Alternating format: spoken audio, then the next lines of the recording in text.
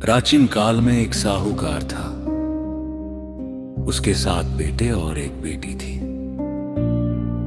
साहूकार ने अपने 7 बेटों की शादी तो धूमधाम से कर दी थी, लेकिन उसकी बेटी के विवाह में परेशानियां आ रही थी। उनके घर रोजना एक भिक्षुक साधु भिक्षा मांगने आता था।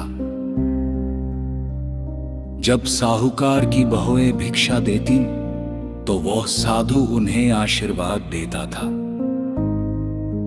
अखंड सौभाग्यवती भव। लेकिन जब साहूकार की बेटी भिक्षा लेकर आती तो वह साधु कुछ नहीं बोलता था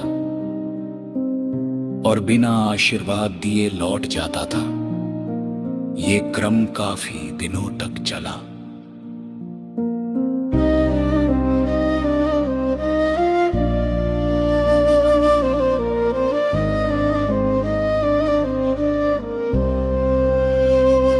एक दिन साहूकार की बेटी ने अपनी माँ को ये बात बताई। माँ को बड़ी चिंता हुई। अगले दिन जब साधु भिक्षा मांगने आया तो साहूकार की बेटी की माँ भी वही चुप पर खड़ी हो गई। जब लड़की भिक्षा देने आई और साधु ने उसे आशीर्वाद नहीं दिया तो माँ ने बाहर आकर साधु से इसका कारण पूछा। साधु ने बताया कि तुम्हारी बेटी की कुंडली में वेदना लिखा है, इसके समाधान के लिए साधु ने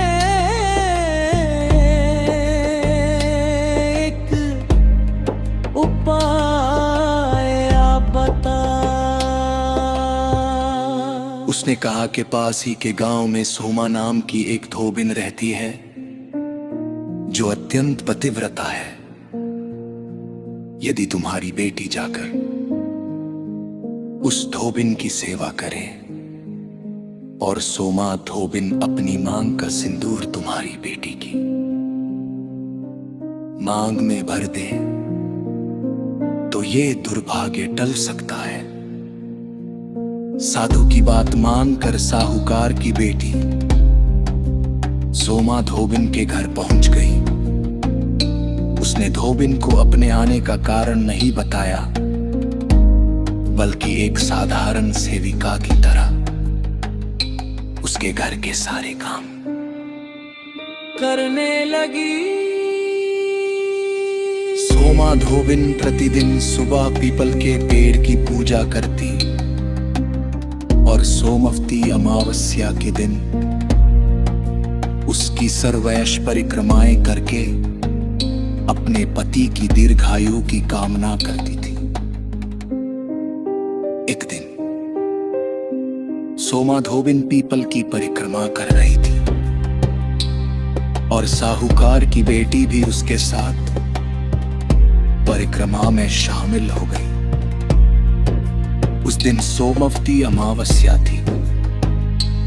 जब दोनों परिक्रमा पूरी कर रहे थे तभी सोमा धोबिन के मन में उस बेचारी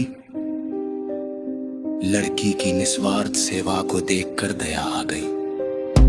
सोमा ने अपनी मांग से थोड़ा सा सिंदूर निकाल कर साहूकार की बेटी की मांग में भर दिया। ऐसा होते ही उस लड़की की किस्मत बदल गई और उसका मैं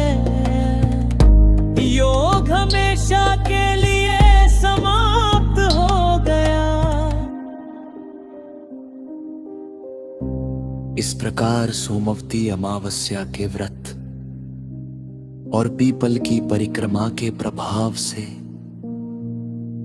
साहूकार की बेटी को अखंड सौभाग्य की प्राप्ति हुई।